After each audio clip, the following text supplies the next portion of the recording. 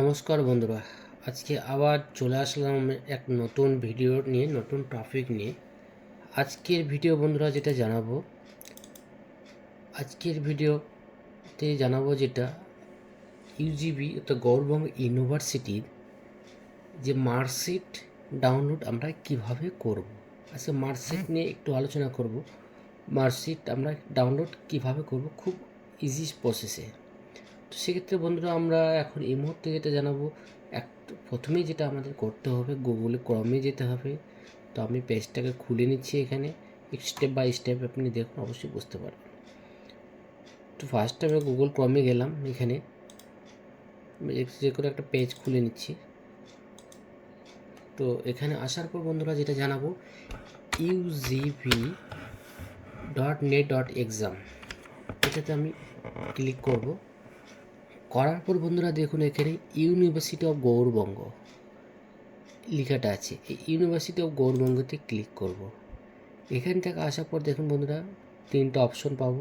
আবার Sam process, যেটা FIUGP, CBCS, LAW। তো আমরা এটা প্রথমটাতেই যাব, FIUGPতে এটাতে যাব। যাওয়ার পরে বন্ধুরা এখানে দেখুন, আপনার যেই সেমিস্টার আপনার মার্কশিট দরকার, সেই সেমিস্টার আপনি এখানে ক্লিক করবেন। First semester, second, third, fourth, fifth, six, seven, eight, যেটা সেমিস্টার সেই সেমিস্টার আপনারা এখানে ক্লিকে যাবেন। এখানে ধরুন আমি সেকেন্ড সেমিস্টারে যাচ্ছি।